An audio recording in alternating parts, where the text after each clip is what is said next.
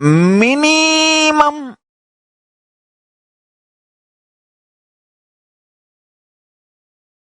bare minimum as low as possible, taking back from the Jagat, but giving as much as possible. Hinduism is all about that. That's it. I tell you.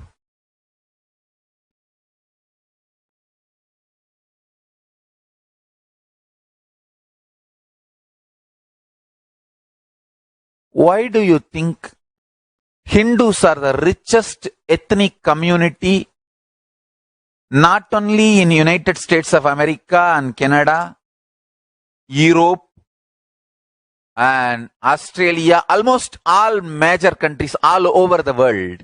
Hindus are the richest ethnic community. I tell you, because from the young age, the religion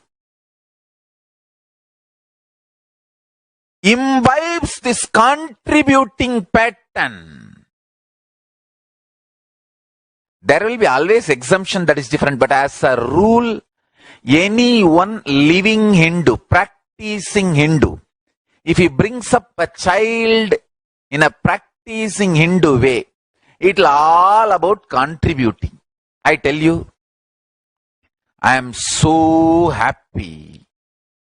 I had amazing examples of contributors in my life whom I can see and grow, and who taught me contributing makes Parameshwara manifest through you. I tell you.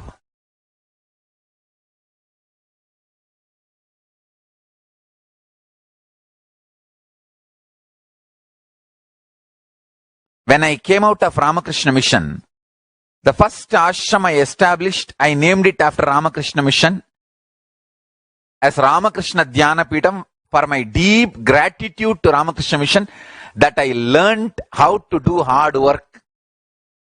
I never felt I was exploited, I was cheated, and I should start fighting against Ramakrishna Mission. No. I felt, oh God, how much they taught me to do hard work. A great opportunity I got to do hard work, sincere work. You can talk to any Ramakrishna Mission sadhu. They will tell one thing. Oh, Nithyananda, yes, he was our brahmachari. 24 hours he will be working. Workaholic fellow. That's what they remember. We have reminiscences from many of them. I feel extremely grateful that they have given me an opportunity to learn hardworking. Understand? I tell you. Contributors, wherever you go, you will enjoy life. All contributors will always have Lakshmi,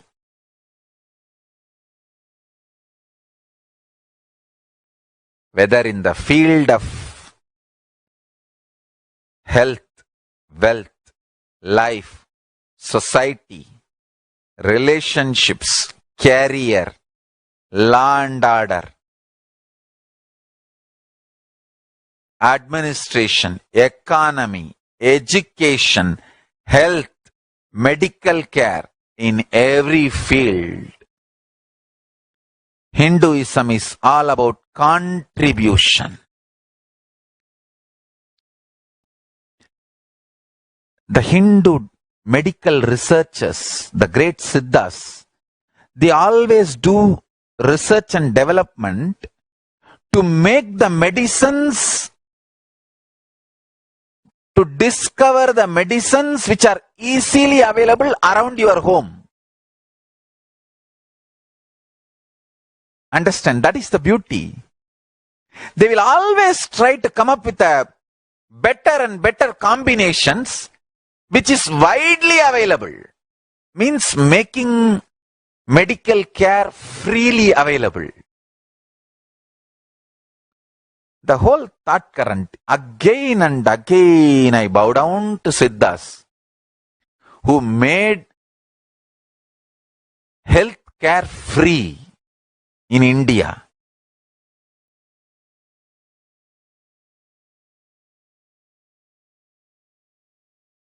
Till the time I grew up, I remember literally healthcare is free in the whole village, because we all know simple 50 medicines which we can get from Tiruvannamalai hill, which almost keeps 99% of diseases away from us. 99% of the city is kept healthy.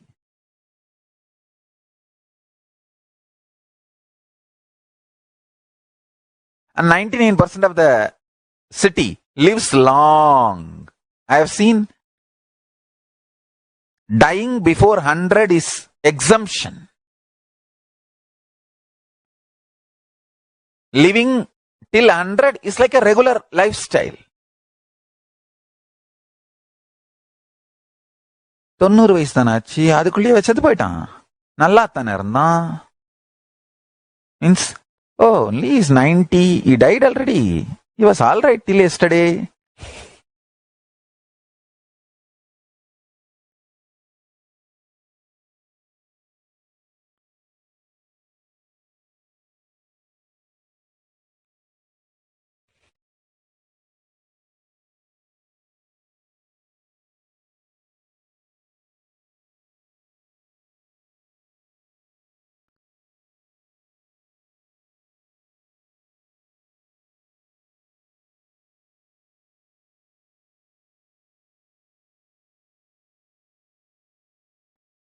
Fundamental principle of contribution was the core context, whether they do research and development on medical care or they do research and development on law and order issues, or they develop a new law, or they develop the idea of what is valuable socially and what is economy, what for human beings should work, what is poverty and what is richness, what is having, what is not having. Even these definitions are framed based on the core principle of contributing.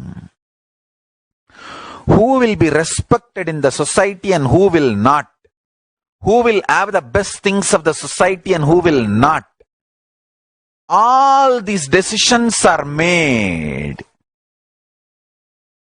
based on the principle of contribution.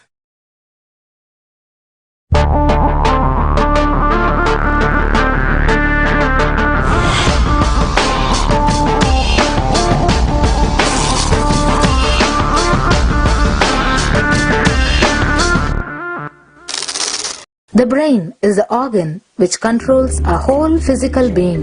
Once our brain has been imbalanced, it will then transmit that imbalance throughout the whole body.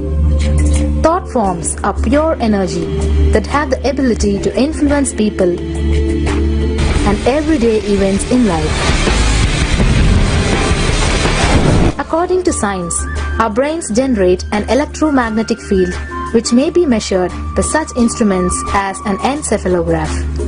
This electromagnetic field is generated by the brain every time we think, and as our mind is never still, we may be compared to perpetual power generators. Fear produces nervous disorders. Anger produces headaches and violence. Confused thoughts produce congestion and ill health. Depression causes cancer, tumors, mental diseases, and lowering of the immune system, causing death through own willpower. Our thoughts generate intricate energy patterns which can be detected by sensitive equipment and seen by clairvoyant individuals. These energy patterns are known as thought forms. Surprisingly, thought forms are shaped by the thoughts themselves. Each of us creates hundreds of thought forms every hour and release them into the environment. Although we cannot see them, the thought forms have as real an existence as any other form of energy. Most people can sense others' thought forms, and a continuous energetic exchange happens between people about which we are usually unaware. This also explains why we sometimes take a sudden liking or dislike to a certain person directly on meeting them. We just catch their vibes. Unclutching is a guide for equanimity and enlightenment. Thoughts are like bubbles in a fish tank. Just as bubbles in a fish tank rise from the bottom, our thoughts also rise in the same manner. When one bubble comes and reaches the surface of the water, the next bubble starts and the third bubble starts. Because the bubbles are rising at high speed, they look like a continuous stream. But our mind is not a continuous stream. There is always a gap between two thoughts. Like the bubbles, we also experience a neutral space between two thoughts. This neutral space between two thoughts is our original state, the pure silence. It is the state of pure consciousness, the state of God. Since the gap or the neutral space between two thoughts is too small, we think all thoughts are connected and form a shaft. But there is always a gap between two thoughts. In the forest of northern India, the hunters trap the birds using a trap. They tie a rope between two trees. The rope is the shaft that we create by connecting two thoughts. In the middle of the rope, they secure a wooden stick. The stick is our mind. The rope is tied at the midpoint of the stick. When a bird comes and sits on the stick, the bird's own weight turns the whole stick upside down. It turns topsy-turvy. The moment it turns upside down and loses its sense of balance, it feels totally shaken and tightens its grip on the stick. It simply holds onto the stick as if its life depends on it. Similarly, we connect thoughts and form a shaft out of it and live in the fear that if we drop our mind, we might be lost. We might lose our identity. Because it is hanging upside down, it thinks, if I unclutch from this stick, I will fall and die. It's similar to the fear that if we start trusting that we are unconnected, unclutched, independent and illogical thoughts, we might be lost.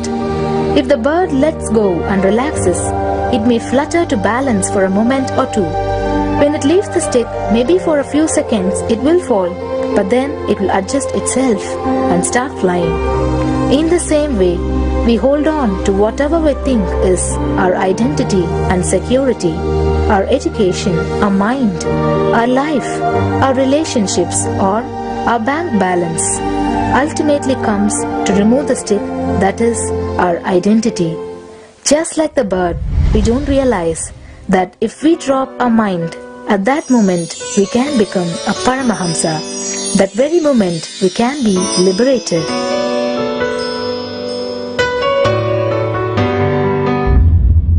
In Mundaka Upanishad, there is a story which explains, there is a huge tall tree, and in the tallest branch of the tree, there is a golden bird sitting unclutched from everything in bliss, like Dakshinamurti. In the lower level branch, there is a small bird which jumps from here and there to various branches eating fruits.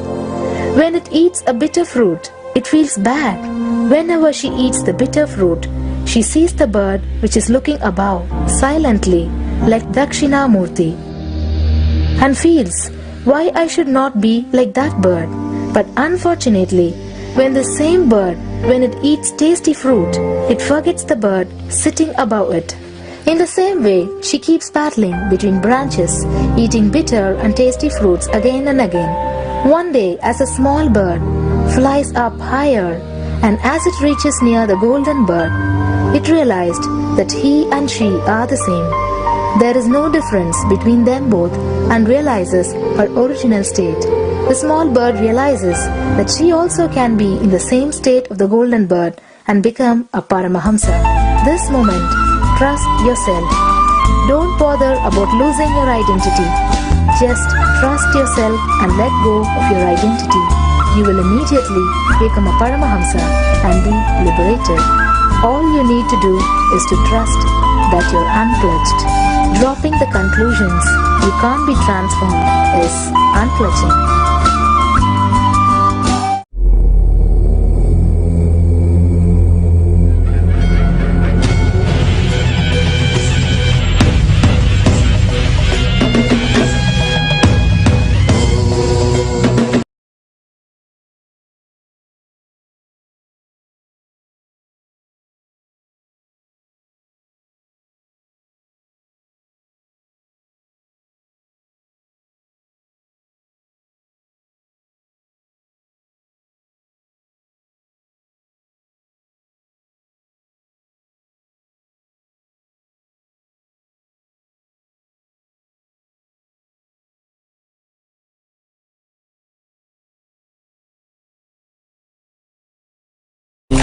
Nithyananda Paramashivoham. Om Nithyananda Paramashivoham.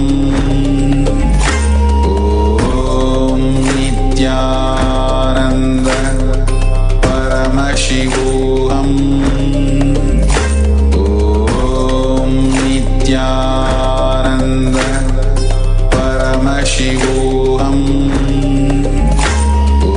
Om Nithyananda Paramashivoham. Om Nithyananda Paramashivoham. Om Nithyananda Paramashivoham.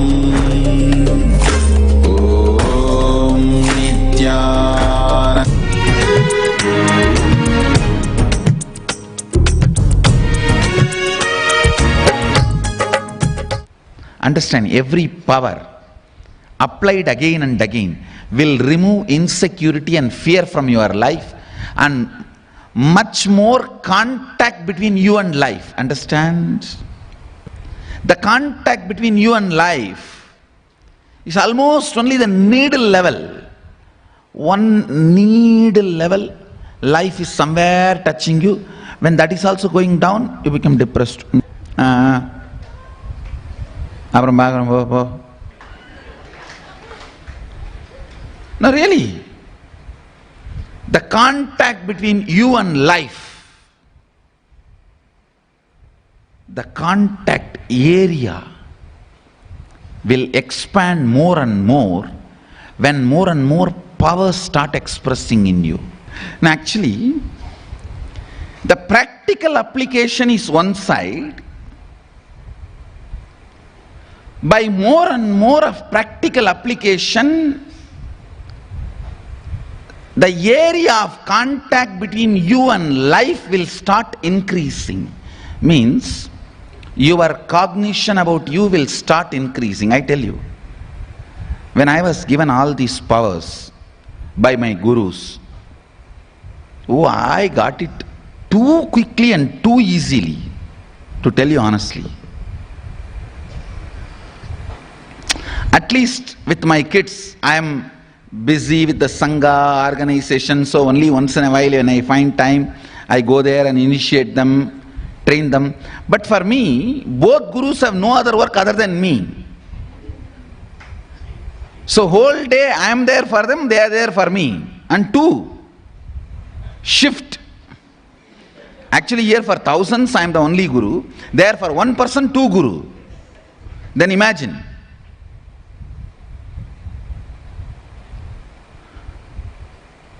Constantly, they went on initiating me. When so much power was given, initially, I started applying it in my life here, there. sometimes playfully, sometimes making some mess.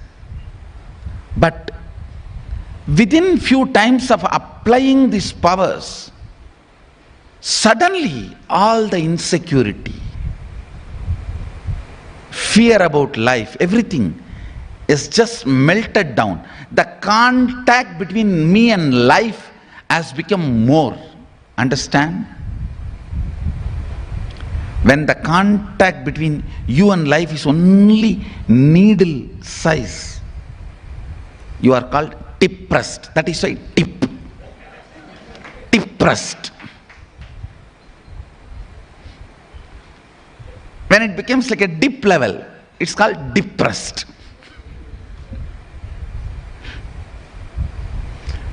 When that contact between you and life starts expanding, you will feel more and more homely with the life. Insecurity will start melting down. More and more connecting with the life, respectful to life. Actually, many masters just lived in the huts, in the banks of Ganga, or in some cave and all that, because of the power, the level of the secure feeling they had, the kind of a strength they had, the kind of a contact they had with the life. When the contact between you and the life becomes complete, your skin surface level, you become enlightened.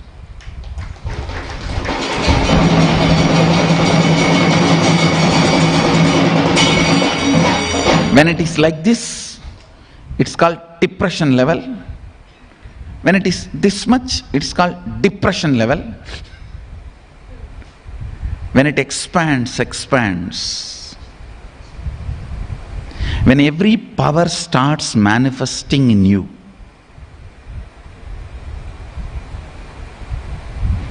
when every power starts manifesting in you, the contact between you and life,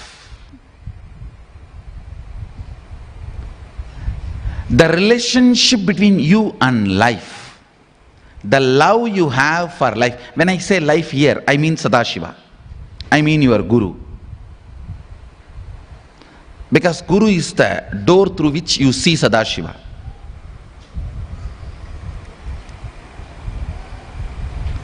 Your connection with life, your connection with Sadashiva, your trust with life drastically increases.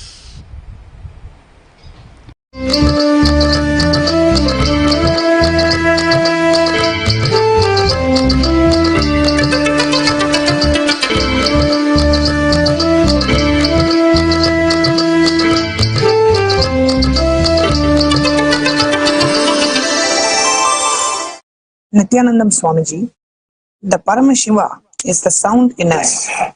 When there is no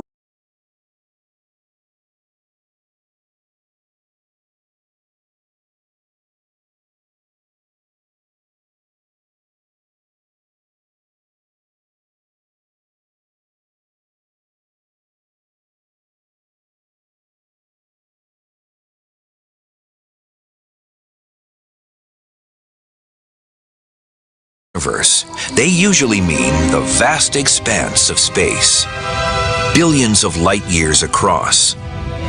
However, there is another universe, an unseen world that governs everything we see. When we go down in size, trillions of times smaller, to the microscopic world, the rules are much less intuitive than the ones we're used to from the large-scale world. The magic of the microscopic universe begins at about a 10/1000th of a meter, or the size of an atom.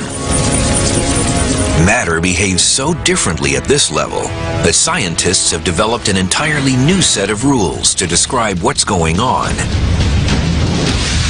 They call it quantum theory, and what it says is extraordinary.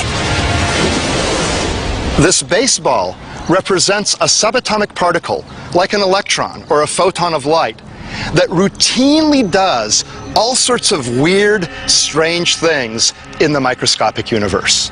The subatomic version of this baseball can be invisible, can go through solid objects with ease, can be in multiple places at the same time, and can seemingly go backwards in time and change the past. This means I could throw this microscopic baseball to first base and to home plate at the same time, or change the seemingly predetermined outcome of a play while it's still going on. Now this is the stuff of science fiction, but really we know it to be true, or at least it appears to be true in our quantum world. We get all sorts of weird things happening. If scientists can understand how these weird things work, they'll be able to put them to use in our everyday world, revolutionizing modern computing and perhaps even allowing us to communicate across the cosmos instantly.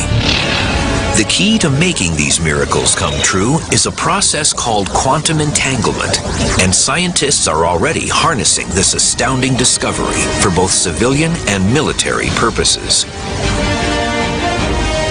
In quantum physics, what happens to an object over here can instantly affect an object over here, and over here could be millions of miles away. This is how it works. When two subatomic particles interact, they can become entangled. That means their spin, position, or other properties become linked through a process unknown to modern science. If you then make a measurement of one of the particles, then that instantaneously determines what the behavior of the other particle should be. And when the experiment is done, it's found that indeed the other particle's quantum state is exactly determined once you've made a measurement of the partner particle's quantum state. That means if a scientist observes one entangled particle and forces it to spin clockwise, the other entangled particle will immediately start spinning in the opposite direction. That seems intriguing, but it's hardly earth-shattering until you consider that the two entangled particles can be separated by billions of light years. And still, the moment you observe one particle spin, you've dictated the other particle's spin. That's weird because it may suggest that information has traveled instantaneously, faster than the speed of light, from one particle to another. I don't understand it. I don't know that anyone does. Spooky action at a distance, as Einstein called it. What's surprising is that when you make a measurement of one particle, you affect the state of the other particle. You change its state. There's no forces or pulleys or, telephone wires. There's nothing connecting those things, right? How could my choice to act here have anything to do with what happens over there? So there's no way they can communicate with each other. So it is completely bizarre.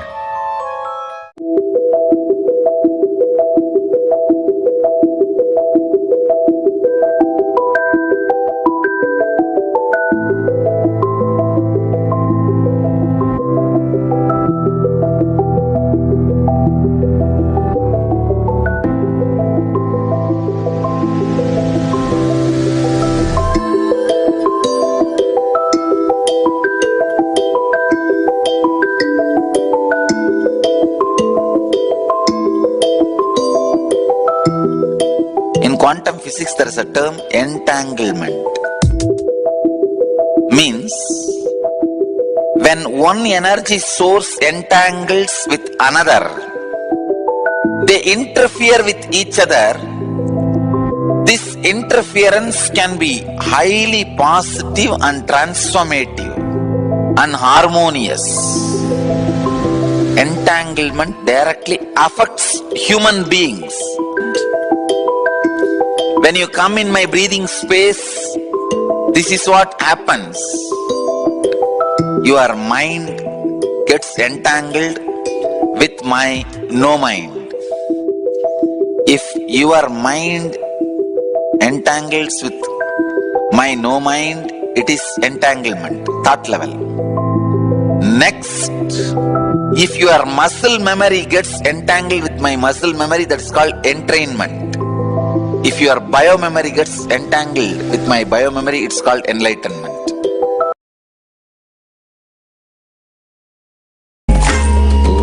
Om Nithyananda Paramashivoham.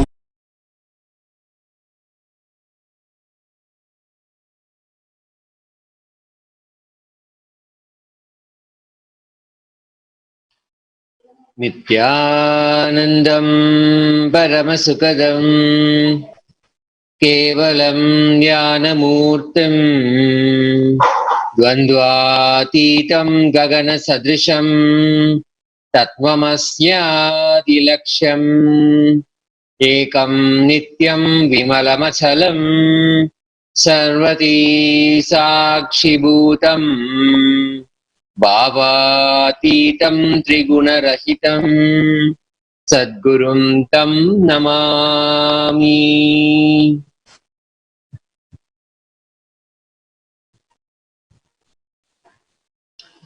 नित्यानन्दं Paramashivoham. Om Nithyananda Paramashivoham. Nithyananda Paramashivoham. Om Nithyananda Paramashivoham. Om Nithyananda Paramashivoham. Connecting with the divine with your eyes closed is meditation. Connecting with the divine with your eyes open is darshan. Come, let us all now move from meditation to darshan. Slowly, very slowly, please open your eyes.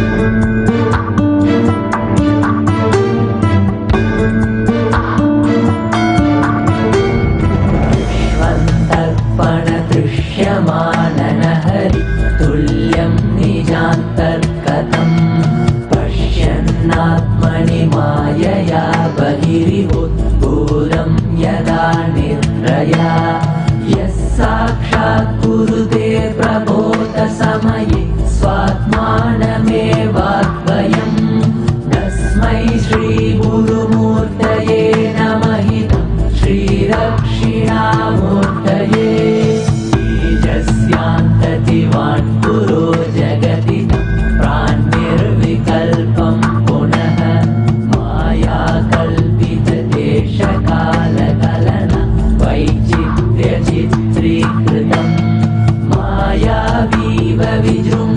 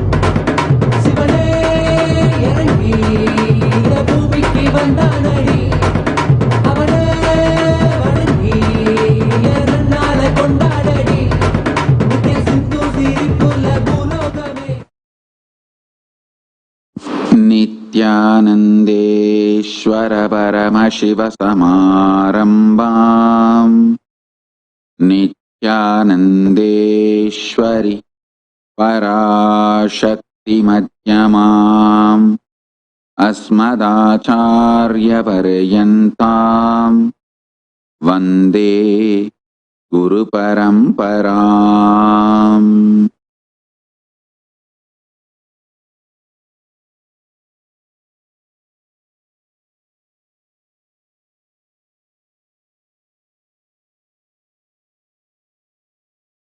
Om. I welcome you all with my love and respect. I welcome all the practicing, living Hindus from all over the world. I welcome all the Sarvanyapeta Yajamans, Kartas, manifestors, Sarvaparityagi, Shri Mahans, Kotari, Tanidar, visitors, viewers, Kayakalpa Yoga participants, Kailasas E-Gurukul students and Kailasas NHU students and Paramashivoham Season 8 participants. I welcome all of you with my love and respect.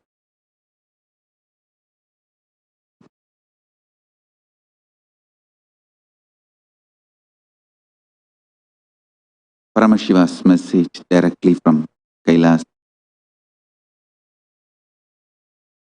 Today we are launching officially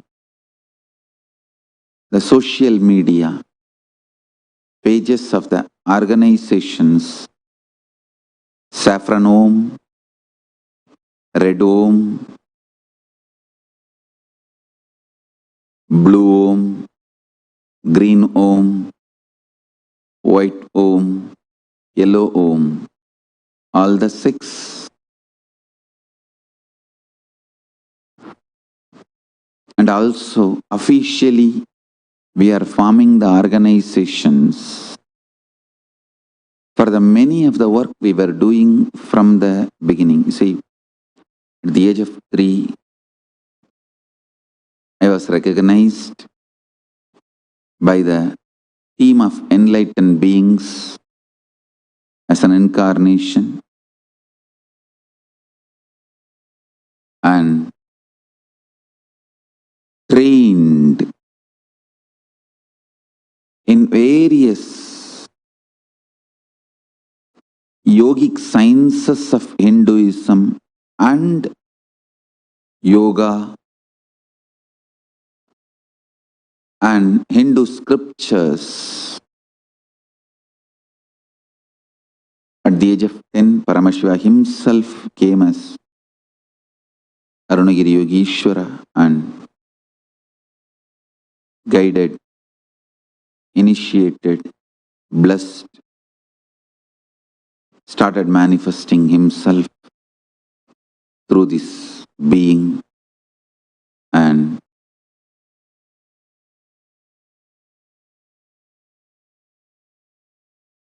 after that soon the Acharya Abhishekam was performed by 230th Guru Maha Sannidhanam of Tondemandala Adinam. Then the enlightened beings of Tiruvannamalai, my Guru Parampara, performed Yoga Pattabhishekam in 1996. Formally,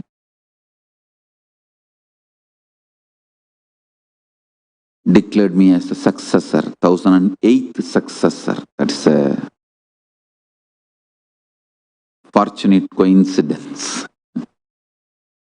from Paramashiva himself, that living stream of enlightened masters, that lineage, the 1008th successor.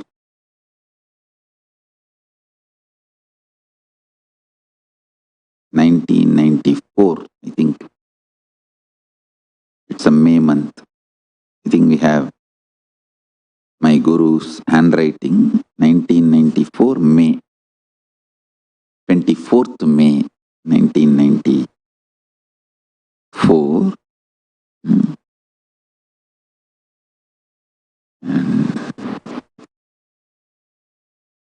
Yoga Pattam. Yoga Patta Abhishekam was done formally and they handed over the tradition for me to carry on. From then on, started the revival of Kailasa. It's now almost 26 years.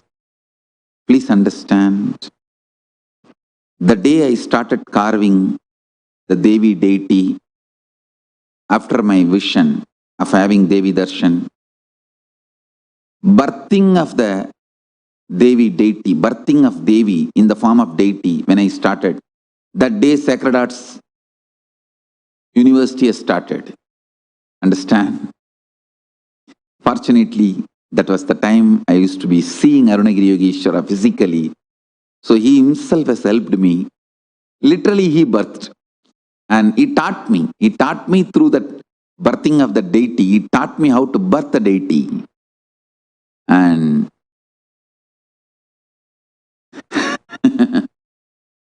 so from that day, the Nithyananda Sacred Arts Hindu University, the Sacred Arts University has started. But we have started organizing ourselves maybe in 2002.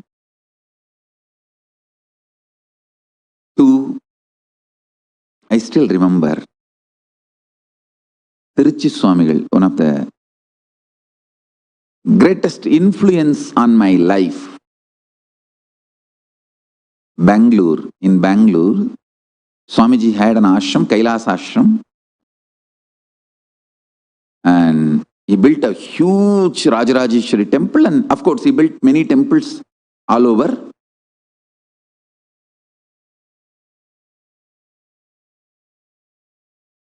In Bangalore, he built the temple, Rajarajeshwari temple. So when I was at his feet, having his training, great fortune of sitting at his feet, and I should say that he is one of the source of inspiration for me to revive the culture of Kailasa, the temple-based lifestyle and culture.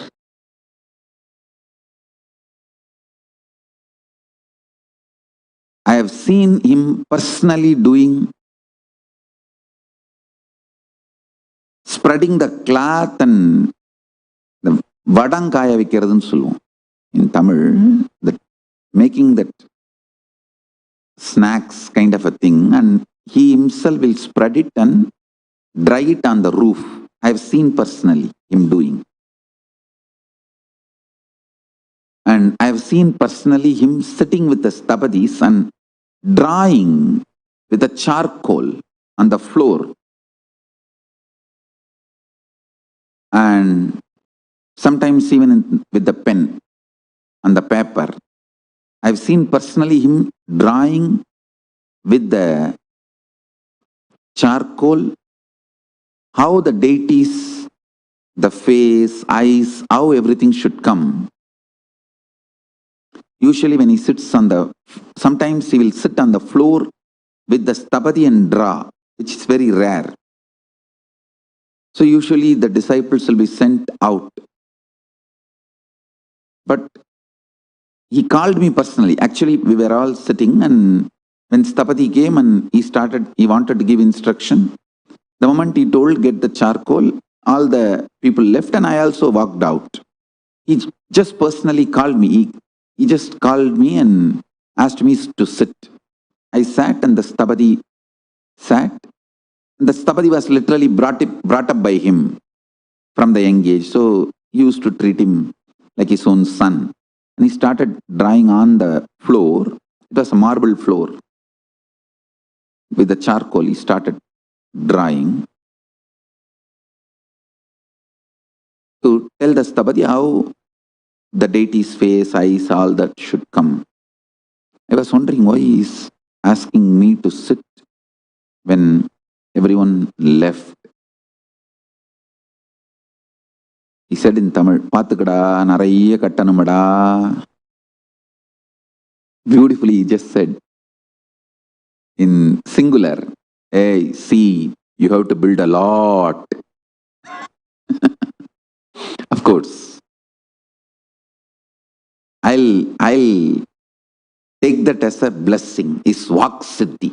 Surely he had a Vak Siddhi. The word he uttered is manifesting through me.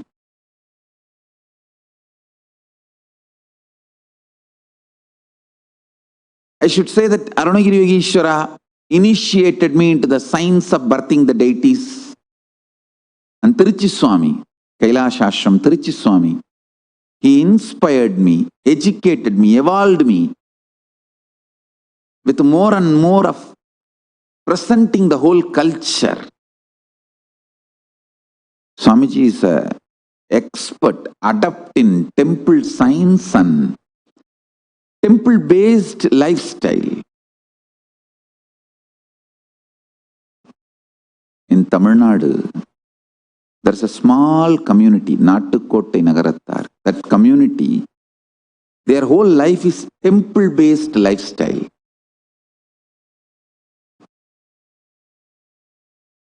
Whole culture of Kailash Ashram, Tiruchi Swami's organization is from that Nattukottai Nagarattar culture. So beautifully, he will run everything there. Sometimes I used to be wondering about the meticulousness, which I am still struggling to bring it in Kailasa. The extreme meticulousness. Each object will be kept only in its place.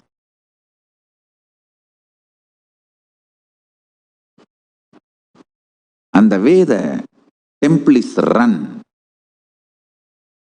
extreme sincerity. I should say that Arunagiri Yogeshwara initiated and Tiruchi Swami inspired. Maybe 2002, we have started evolving ourselves as a university. Like, I used to go to Mahabalipuram and personally sit with those tabadis and bring them to Bididi and first started carving Los Angeles Venkateshwara. I wanted to start the work with Ganapati, so we made a small Ganapati, like a puja, for puja purpose, and then that Ganapati is still there in Bididi. And then after that Ganapati, the Los Angeles Venkateshwara, then Ohio Anandeshwara, Nithyanandeshwara Paramashiva in Ohio. Then the university evolved, and same way, each of the work we are now making it as an international organization. I started when I started going from house to house and collected donations and conducted the Vinayaka Chaturthi program and took the prasadam and distributed to every house, read out the accounts to all my team. The first team I formed, organization is born. Kailasa is born. Now we are organizing ourselves as the international body. And now we are evolving into the world's largest Hindu university. And we are going to evolve more and more. And so this saffronome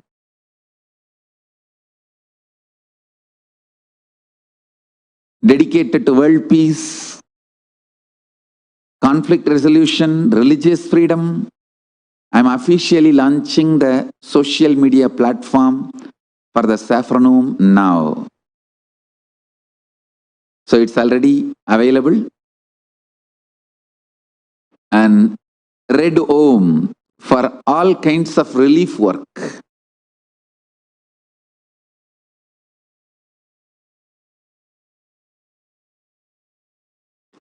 Green Om for environmental protection.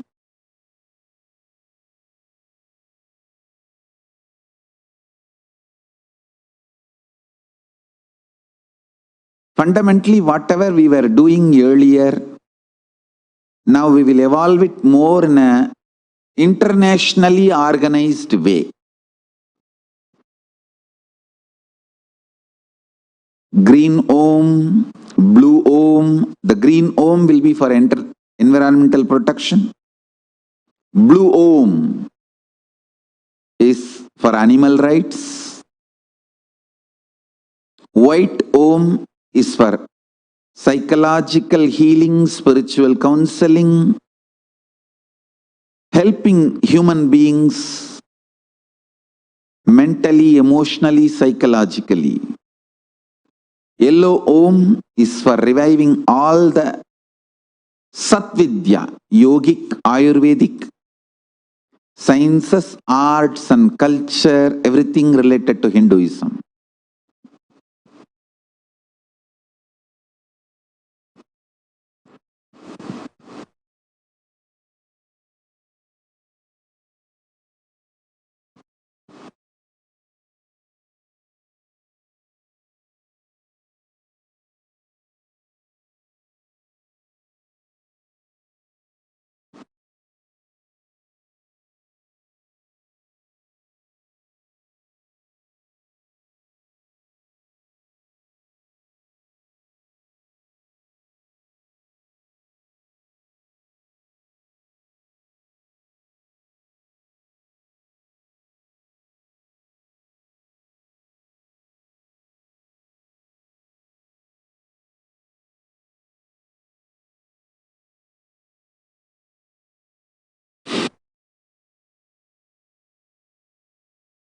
So formally, I'm inaugurating these organizations, and we are also forming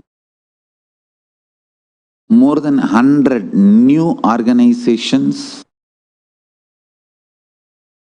Please understand, these new organizations are not bound by any other country's law. It is international standard.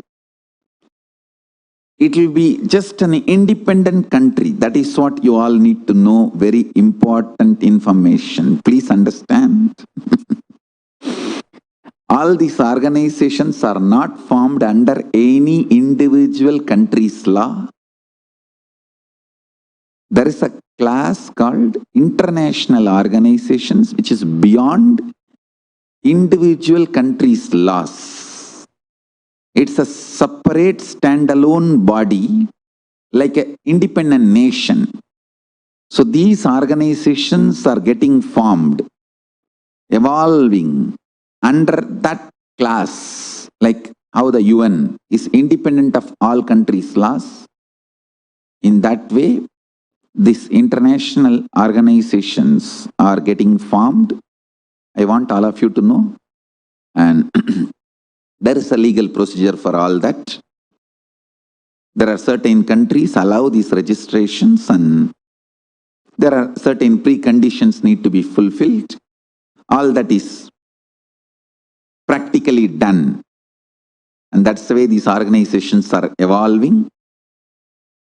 So all these detailed good newses will all be announced after December 14th. Now I'll be giving only preliminary informations. How much? Need to know basis. Need to know basis, the informations will be shared. So let's all start organizing ourselves under these names and bodies. All the work we have done. See, for example, Tibetan University in US started very recently. That doesn't mean the Tibetan University started only now. No, that is thousands of years old. The revival is happening now. Same way, the revival of Kailasa is happening now. Revival of Hinduism is happening now. But that does not mean it started now. No, it is there for thousands of years. And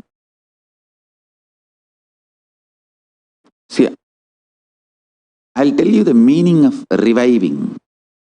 I am not reforming. I want all of you to know, I am not reforming. I am only reviving. Whatever is in the scripture, is in the tradition, I am just reviving and making it user-friendly for everyone in the modern day. That's it. I'll tell you the definition of a reviver. Reviver is the person who stands with responsibility boldly and declares, if you come along with me, come with me along with you. If not, alone. If you oppose, in spite of you, I'll make it happen.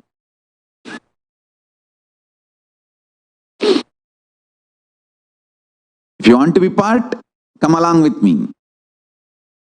If not, I'll do it on my own. If you oppose, in spite of you, I'll make it happen.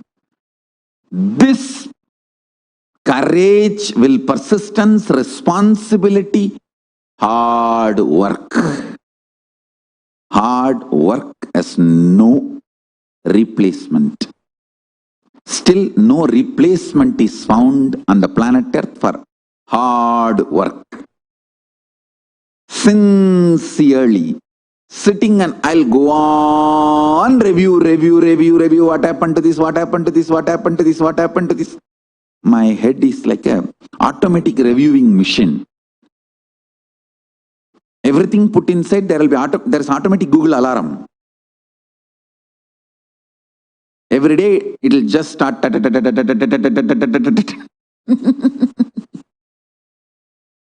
Sincere, intense hard work. That's all. That's all is the definition of reviver. The moment I get up and sit from samadhi, come on, next. What happened to the temple? Have they started growing flowers? Paramashiva has said in Agama, we need to start growing flowers for temple inside our campus is the project I am talking 10 years before. Of course, sometimes we tried and sometimes we did not succeed. Sometimes we were partially successful, but I will not stop or keep quiet till we made it. Before even the temple started, I started building garden. We have photographs. Small garden. So that when the temple happens, we will have a regular supply.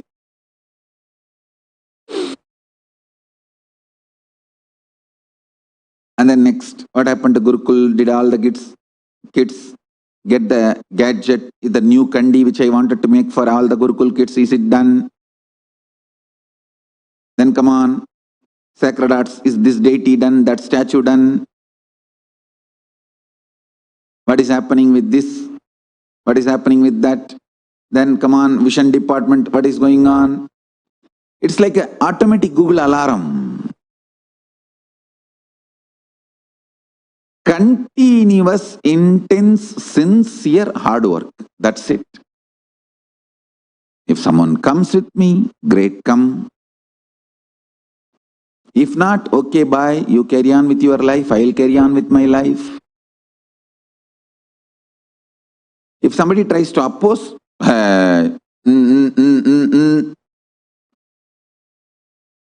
in spite, I'll do my job. That is the reviver.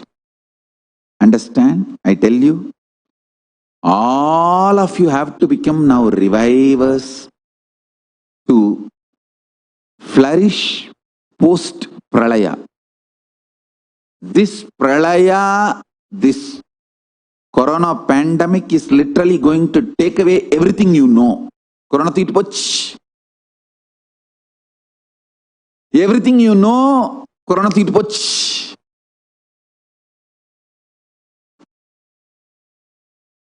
The cascading crisis has not yet started. You are going to see that after December 14th.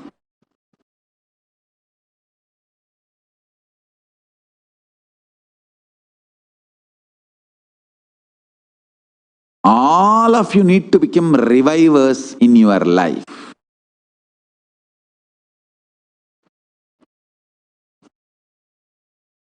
Lots of energy and will persistence is required.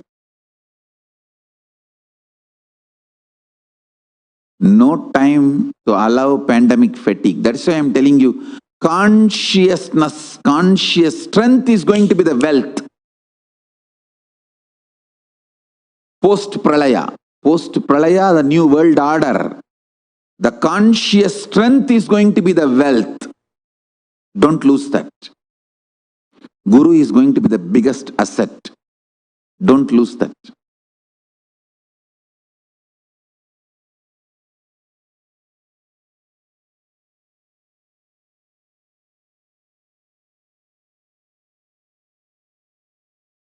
Before even lockdown started, when they announced in India one day Janta curfew, I don't know the exact date, one day Janta curfew was announced. That day itself, I called the Adinavasis and Kailasavasis and told them, hey, there is going to be 6-month lockdown. They were shocked. What do you mean by lockdown? How can that be? Usually people don't believe when I say. Actually, I'm habituated for talking whatever I want, even though people don't believe. I don't expect belief or that you understood what I said in your eyes. I just go on, tell what I need to tell. I am habituated for that now for last 20 years. Only after a few days they understand. They realize what I am saying is the truth. March 22nd, Janta curfew was announced in India. March 22nd, I called and told our Adinavasis and Kailasavasis that there is going to be 6 months curfew. Plan to store food. They were shocked. What do you mean by curfew, Swamiji? I said the whole nation will be sealed. Not only in India, all over the world. So start storing food. They said, what do you mean by this, Swamiji? Then we will not get food. No, I'm not saying we will not get food, but the cost will increase, the quality will reduce. And you will not be able to feed, do annadanam.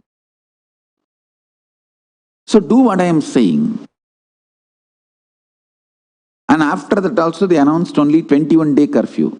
I said, come on. Listen. After 21 days, they will lift few days, but it will again be back 6 months. I told 6 months curfew. And of course, many other things I told very elaborately and detailed way, which I don't want to reveal now.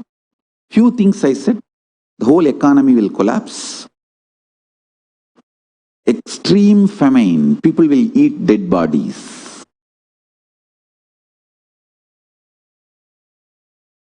And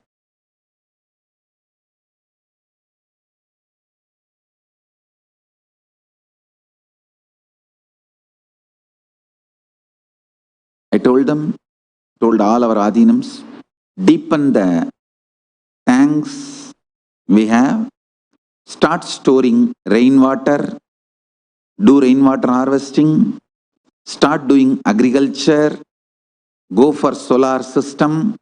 Government will not be able to supply electricity. Money will not get you food. I can see all that happening. Of course, still it has not gone to the level of not able to supply electricity, but all the other things happening.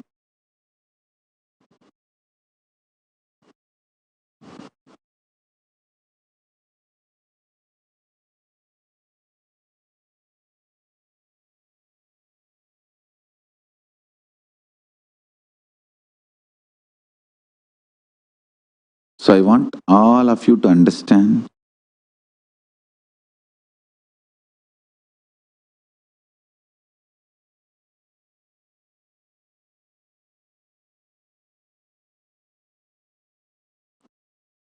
post-pralaya,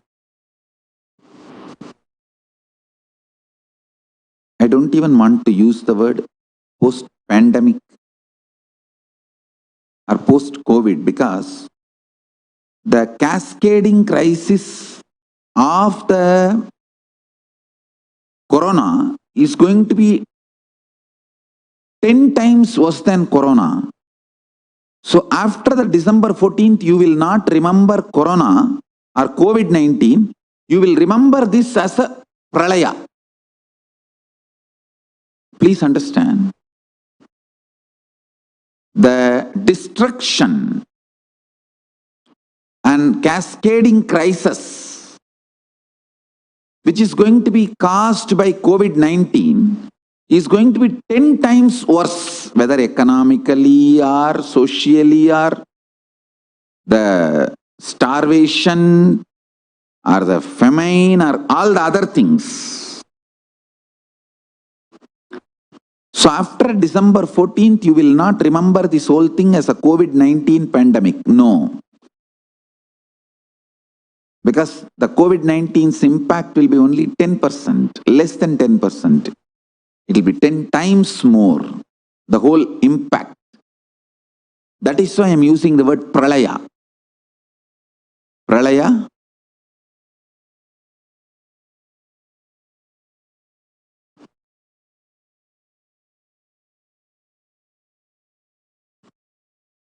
The post-pralaya, you need a strong will persistence of reviver. I tell you, only that is going to be the wealth, nothing else. Many people you used to see around will not be there.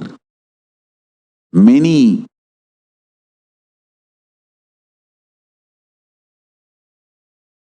things which you used to value based on the society valuing it will not have value anymore, like a real estate value.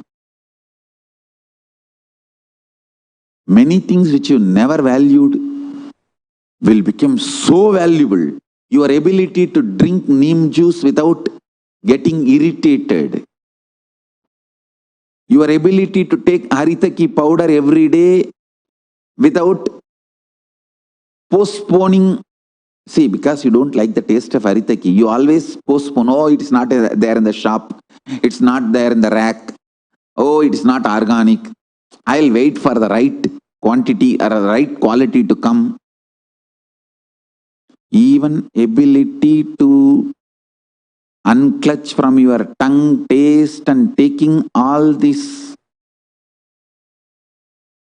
as per my spiritual instruction is one of the conscious abilities. Ability to have vegetarian food, all this will become great wealth. Even this ability to sit in Padmasana, understand? Continuously hearing negative news, body will build muscle pain. The quality of your muscles will come down naturally.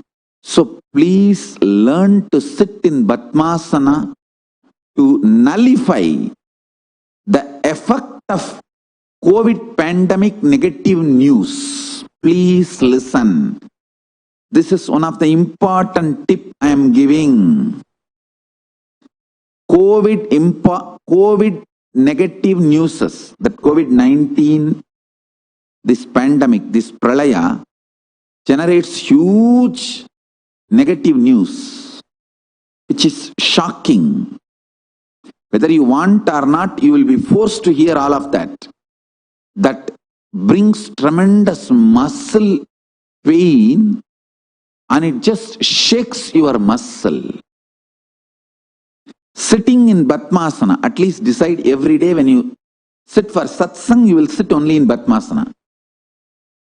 Sitting in Padmasana throughout the satsang builds your muscle strength and recovers your muscle, nullifies the negative impact of COVID pandemic and pralaya on your muscles.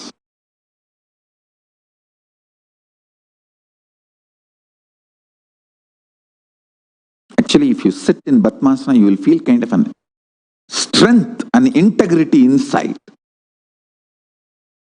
Kind of a wow, the will inside.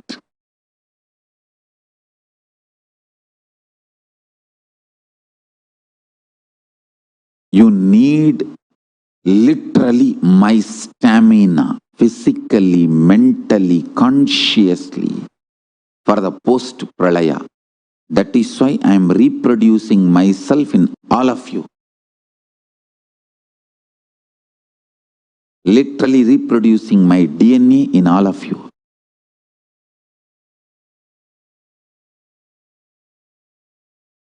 You guys are literally becoming Kailashians.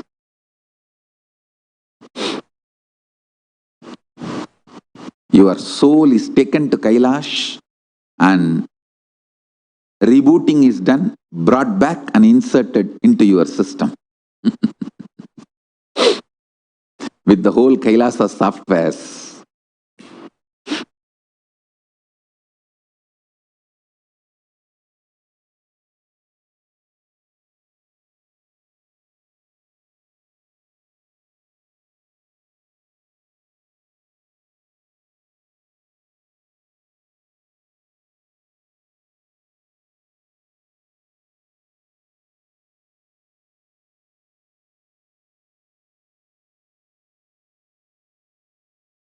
To avoid mental breakdown, pandemic fatigue, please join Paramashiva Gana's program. If you are new to Sangha, join Paramashivoham program. For all the beginners, Paramashivoham is best. If you are new to Sangha, Paramashivoham. If you are new to Kailasa, Paramashivoham is the program for you. If you are already initiated disciple, join Paramashivagana. That's the best program for you.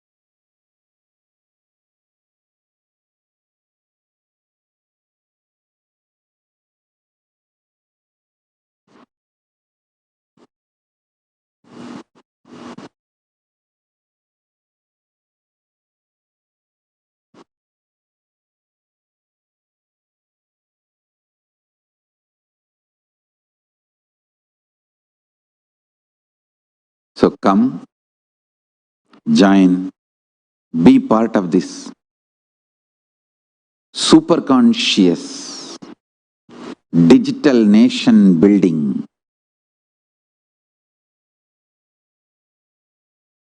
To serve humanity, give a superconscious breakthrough to humanity.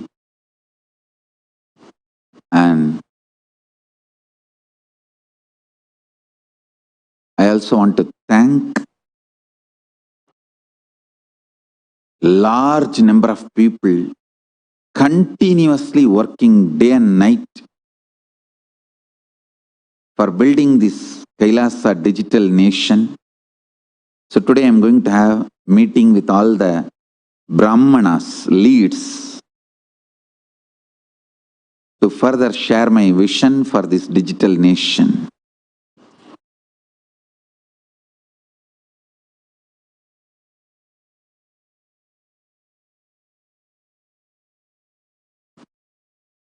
So with this, I bless you all.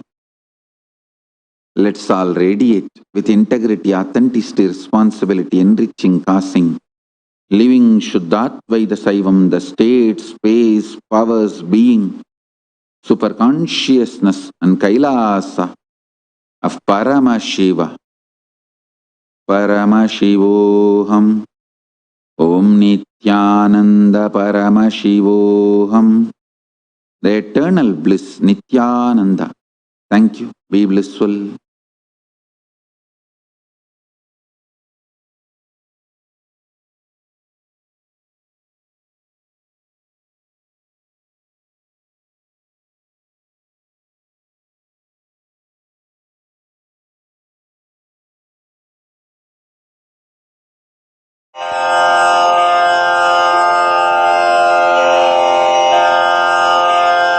श्रीकैलासोन्नतद्वादशान्तश्यामलापीठारूढ श्रीमीनाक्षिसुन्दरेश्वरा भिन्नस्वरूप परशिवपुत्ररत्न Kumar गुरुमण्यतुल्यावतार श्रीपार्वतीस्तन्यपानलब्धदिव्यज्ञान विश्रुतसकलनिगमागमसारभूतद्राविडवेदप्रवक्त्रे श्रीमत्परमशिवकरुणासमधिगतमुक्तामयचतुरश्रयान् गीयमानछत्रचामर श्रीचिह्नकाहलादिसमस्तबिरदावल्यलङ्कृत ज्ञानविज्ञानचक्रवर्ती सर्वजनसङ्घसद्यो निर्वाणदीक्षाव्ययापवर्गवर्ष विश्राण Jimuta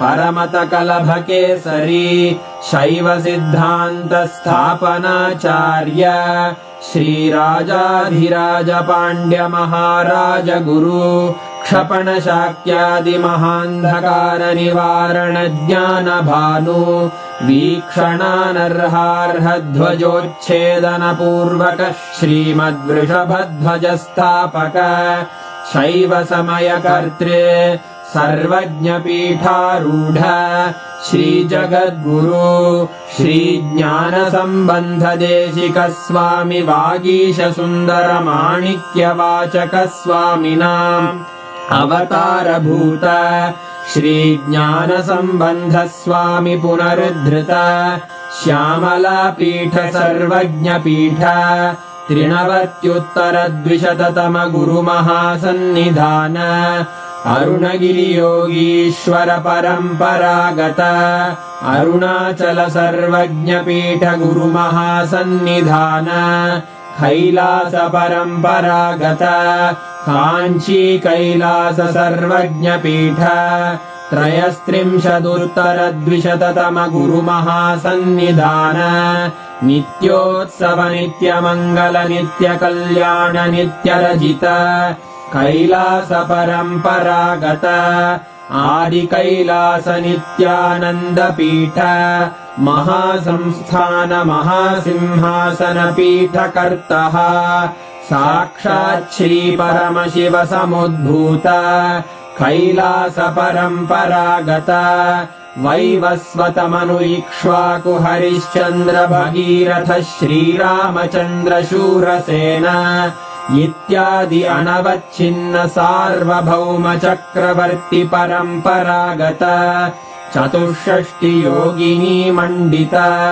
चतुष्षष्टि सम्प्रदाय प्रवर्तक मनुधर्म शासन सूर्यवंशप्राप्त सर्वज्ञपीठसुराङ्गि साम्राज्यमूर्धाभिषिक्तचूडामणे साक्षात् श्रीपरमशिव समुद्भूत कपिलमहागुरुपुनरुद्धृत महानिर्वाणिपीठ अष्टोत्तरसहस्र श्रीमहामण्डलेश्वर साक्षात् श्रीपरमशिव सिंहासनाभिषिक्त समस्तगणनायक श्रीमहागणपतिसमारम्भ अनवच्छिन्नपीठाधीश्वर गुरुपरम्परा प्राप्त अटलपीठ अष्टोत्तरसहस्र श्री अटलपीठाधीश्वर धर्ममुक्तिस्वर्गपुरस्वर्णपीठ त्रयोविंश गुरुमहासन्निधान कैलासपरम्परागत आदिपीठ सर्वज्ञपीठ जगद्गुरो श्रीकैलासपुनरुद्धारक श्रीकैलासपरमाचार्य श्रीमत्परमहंसपरिव्राजकाचार्यवर्य सच्चिदानन्दप्रणवस्वरूप श्रोत्रियब्रह्मनिष्ठ श्रीमज्जगद्गुरु श्रीलश्री भगवच्छ्री नित्यानन्द परमशिव श्री ज्ञानसम्बन्धदेशिक परमाचार्य स्वामिन् अत्रागत्य परिपाल्य च अस्मान् विज्ञानवितरणेन विजयी भव जय जय।